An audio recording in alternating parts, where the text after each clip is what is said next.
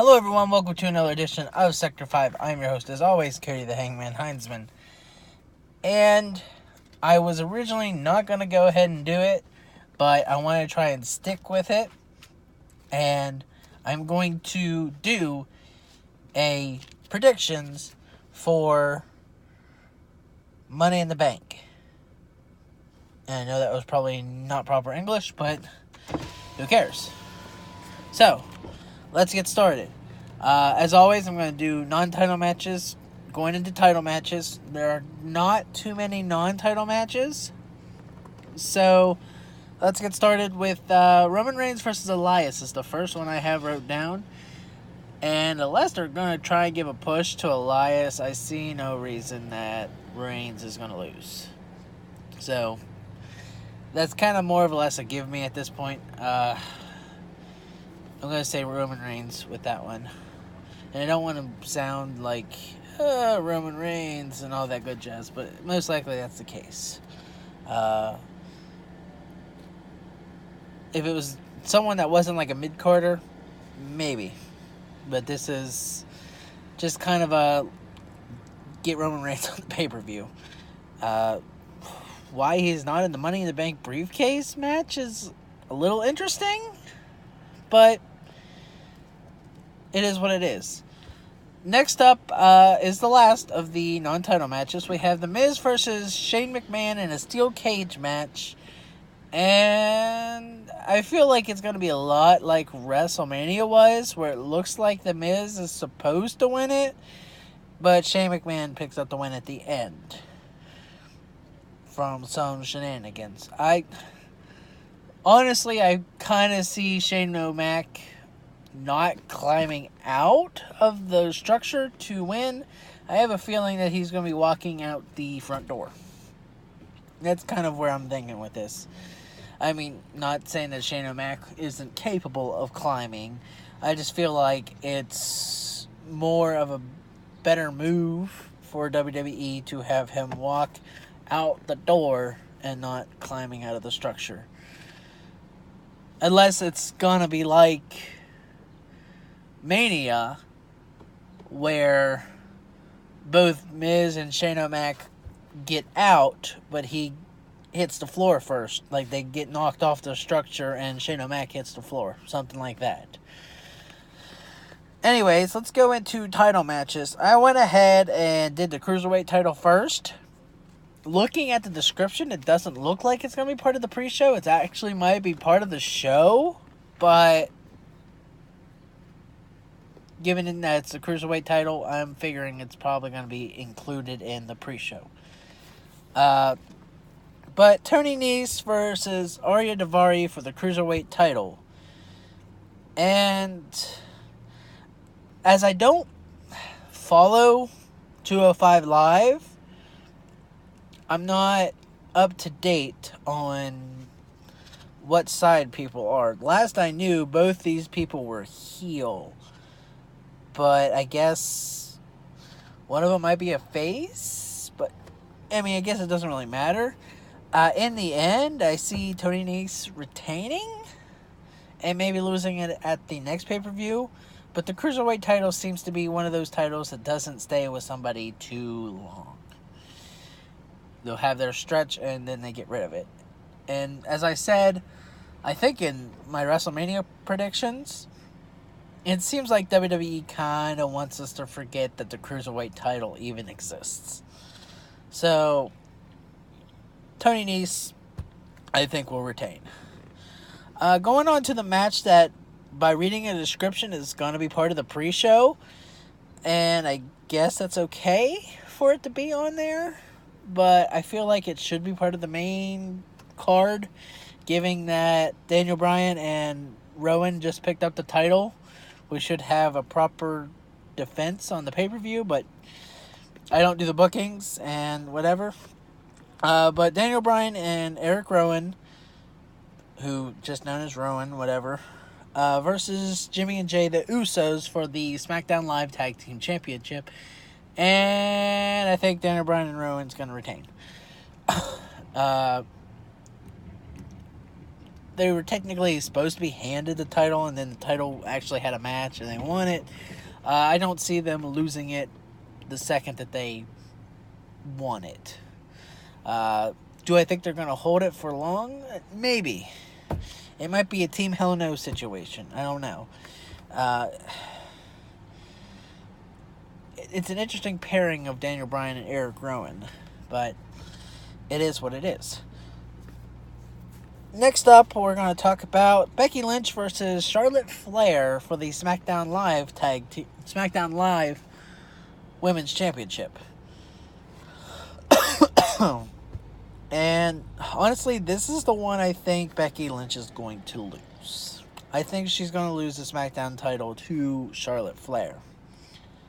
And the reason I say the one, and I was originally going to do all SmackDown matches and then talk about Raw, but since Becky Lynch is in these next two matches, I'm just going to kind of group it together, kind of. Becky Lynch versus Lacey Evans for the Raw Women's Championship. I think Becky Lynch will retain that one. And we're going to have a little bit more of a rivalry there. But I think Becky's going to drop the one to Charlotte. Because it's Charlotte, kind of. And where everyone's been speculating that everything's going to be unified, which might happen, I feel like it's better if Becky retained both of them, I guess, but I don't think it's going to happen. I think they're going to split it, and if they unify the titles, then we'll just have to have Becky Lynch versus Charlotte Flair later, if they're still the Raw and SmackDown respective champions. It might be a Survivor Series thing of them unifying, I don't know.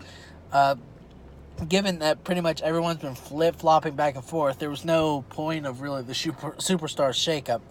The shakeup was that Superstars can go to Raw or SmackDown whenever they feel like at this point. So, there's that. So, to sum up my little spew here, Becky Lynch versus Charlotte Flair. Charlotte Flair picks up the win. Becky Lynch versus Lacey Evans. Becky Lynch retains. Next up, I have Samoa Joe versus Rey Mysterio for the United States Championship. And I still think Samoa Joe's going to retain the title, but I think we're going to get the match that we should have had at Mania. I feel like they are letting this match happen again because originally we're supposed to we still had it. Samoa Joe versus Rey Mysterio at WrestleMania, but Rey got injured, and if you watch me and Jeremy's review, we both are kind of on the idea that that match lasted like it did because of Rey Mysterio's injury. So we're probably going to get a actual drawn-out match between Samoa Joe and Rey Mysterio for the United States Championship with ultimately the same outcome, Samoa Joe retaining. Next up, I have Kofi Kingston versus Kevin Owens for the WWE World Heavyweight Championship. And as much as it pains me to say it, I think Kevin Owens is going to win it. I kind of feel like Kofi Kingston is going to be one of those transitional champions. He won the title just to give it to somebody else, basically. He's not going to have that long of a run with it. Especially given the fact that it does not look like we're going to have a breakup of the New Day anytime soon. It's hard to have a singles title on a competitor in a tag team. So I think we're going to have Kevin Owens winning the title. I'm sorry, my throat's a little dry as I speak, and I have nothing to drink as of current. So I'm just going to have to power through. Might have more coughing. I apologize. Next up, I have Seth Rollins versus AJ Styles for the Universal Championship. This is going to be a good match, and I believe Rollins is going to win it. What that leaves for AJ Styles, if at the end of the night we're going to have a show of respect or heel turn confirmed, I'm hoping for a show of respect, but we might have heel turn confirmed. I mean, even if AJ Styles wins, do we have heel turn with Seth Rollins or show of respect? Ultimately, at the end of the night, I hope Rollins retains and there's a show of respect between the two superstars. That's what I want. Leaving with the Money in the Bank, I decided to put these last, given that it's the name of the pay-per-view. We'll go with the women's first. We got Bayley, Nikki Cross, Natalya, Naomi, Mandy Rose, Ember Moon, and Carmella facing off in the Money in the Bank briefcase match. And looking at the names, I'm realizing I think I'm missing somebody. I think Dana Brooke is also in that match. Let me count these names here. 2, 4, 6, 7, and there's 8. Yeah, Dana Brooke also is in the match. I'm going to give it to Bayley. I don't know why I'm going to give it to Bayley, but I'm going to give it to Bayley. Now, I know Alexa Bliss was supposed to be in this match, but I didn't look into who took her spot, because whoever took her spot is who I thought was going to win this match. So, in the comment section below, maybe you can tell me who took her spot, or in the review, I'll actually see who took Alexa Bliss's spot. But I know Alexa Bliss was supposed to be in this match, and she was too injured to be able to compete in the match, so she is now out.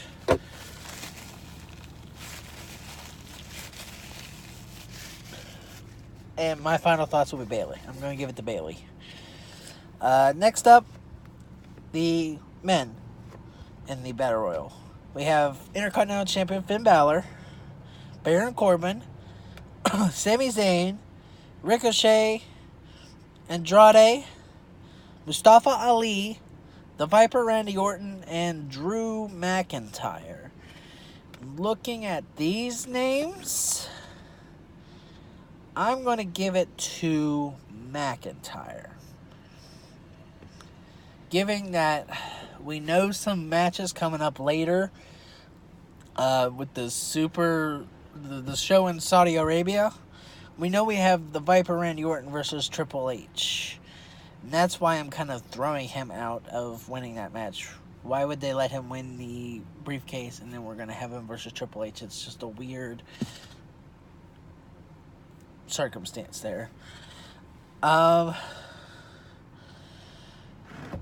And then there's the painful thing of thinking, I feel like McIntyre would hold on to the briefcase. I don't think he would cash in. But there's also a part of me that thinks he might. If he wins it, he could cash in later that night. Depending on when the Seth Rollins versus AJ Styles match happens. I don't feel like giving it to Corbin, given that he's a former Money in the Bank winner. It's not a thing that hasn't happened in WWE. And I don't know if WWE's trying to push Corbin, given that he's the one that retired Kurt Angle, but yet recently it doesn't seem like there's been anything to continue that. It was just, we had Corbin versus Kurt Angle and Corbin retired him, which I still don't think many people are too satisfied with. So that's why I'm throwing him out of the match.